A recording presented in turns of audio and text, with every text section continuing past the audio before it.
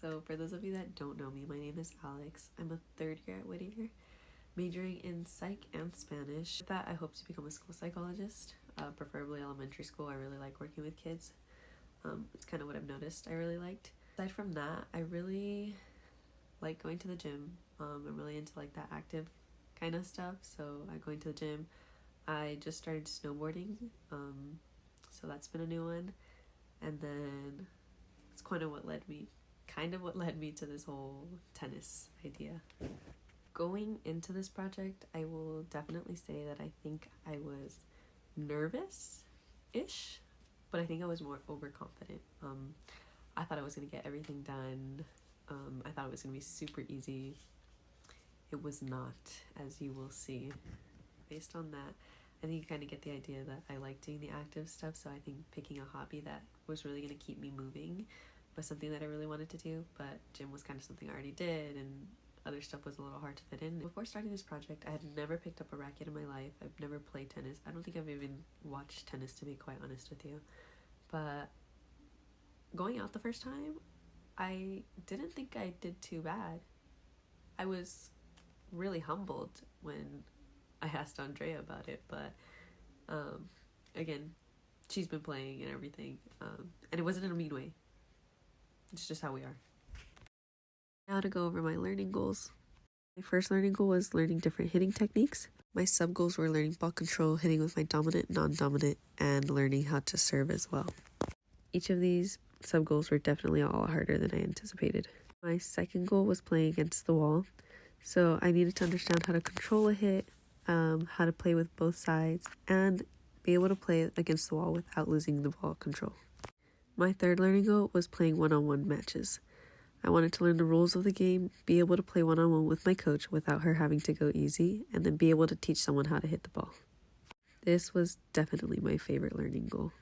I did go in overconfidently with my syllabus. I had no wall practice. I thought I was going to be playing doubles by the end of this, and I also thought I was going to be confident enough to play with a stranger, but I was not.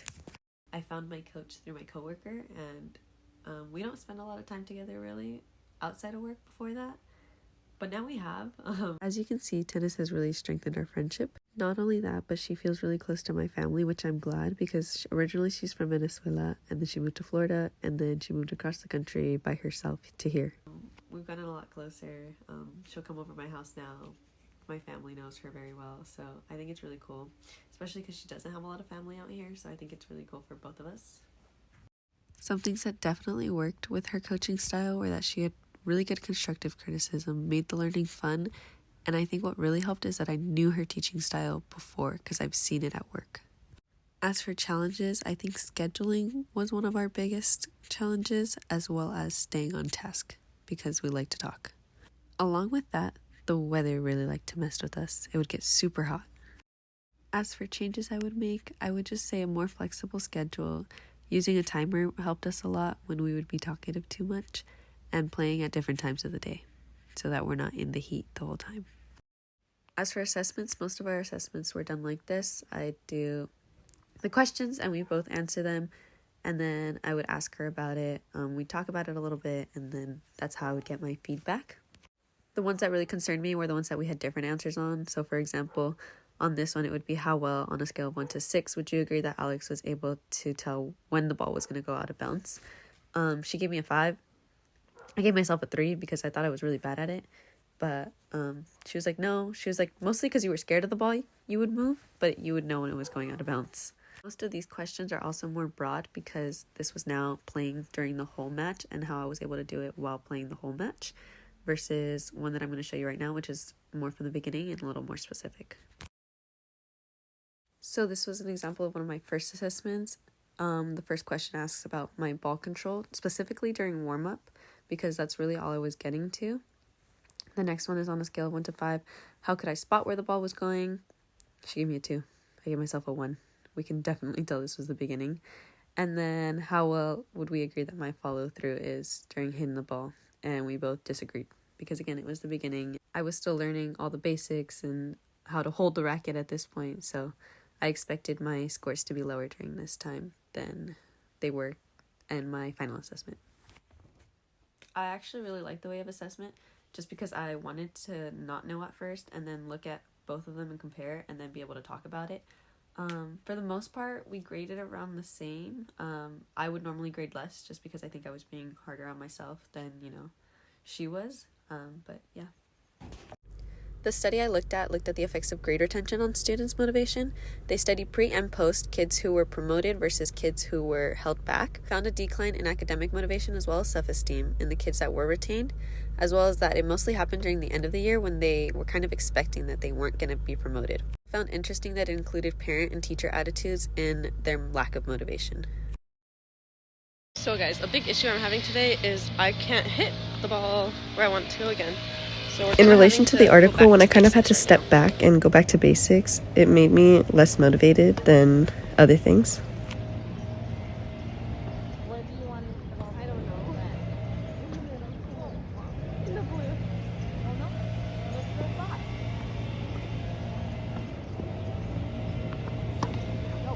On this day, some other guys were playing on the courts and playing classical music, and for some reason, that really helped us play better.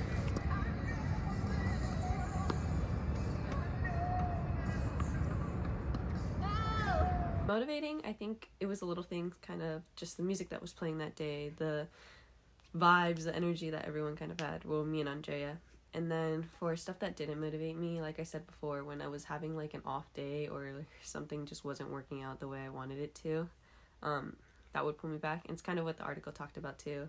Like once you're seeing that you're not progressing, that's what's kind of lowering your motivation and your kind of self-esteem in that area. So now I kind of want to just show you guys the progress. So I'm going to show you a couple clips from like when I first started, the middle, and then like where I ended. In this first clip, it's the very first day. I don't even make it over the fence. The ball goes straight up. Same here, the ball goes straight up. I'm not spotting where it's going, so it just goes straight across, not down. This clip shows some of my frustrations and what Andre would say to me. I'm getting frustrated. I don't like it. Now this is from my match from assessment 5, and it just shows technical wise how the ball now goes straight down and not so much up and doesn't make it over the net. It'll make it to where I want it to go now. There's also more follow through on my swing where you can see the racket actually moving through and not just stopping. That was good. That was actually tennis. I like this clip. I think it also shows how much more comfortable I've gotten with it, where I can talk and play and have a conversation and still be paying attention and having correct form. That's where your personality center is. Why you're so grouchy.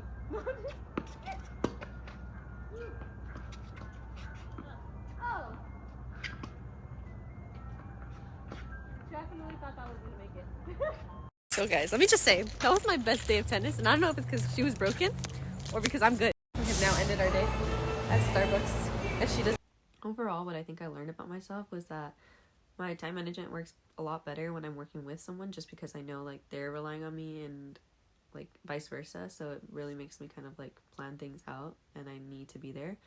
Not only that, but motivation wise, I really liked her coaching style. I feel like she motivated me a lot because, as you saw in clips before, like I would get frustrated a lot and she'd be like, come on, like it's part of learning kind of thing. And as for resiliency, I think a lot of it did come from my coach helping me in those times where I was like, I don't even want to do this anymore. Like I literally suck at tennis. I'm not made for like hand-eye coordination sports, but her like taking the step back and saying like, okay, let's go back to basics and work our way back up. I think that really helped. And seeing her, as for how I can use what I've learned in the future, I feel like obviously the time management skills come in, but I feel like I took more of the actual coaching aspect of learning, if that makes sense, because I coach for work. I feel like sometimes I forget that like my kids are learning. They're learning new skills, they're learning routines, and when they don't get it or when it doesn't click as fast as I want it to, sometimes I'm like, well, why are we not getting it? Like I get frustrated and that makes them more frustrated. And watching all these videos back and seeing how Andrea was very like motivating and would encourage me, for the most part I think I try to encourage my kids and I try to do that, but I think sometimes it does come like I snap and I don't mean to, but I think keeping that in mind and remembering how I liked to be coached and how I learned best will help me coach them to learn the best that they can.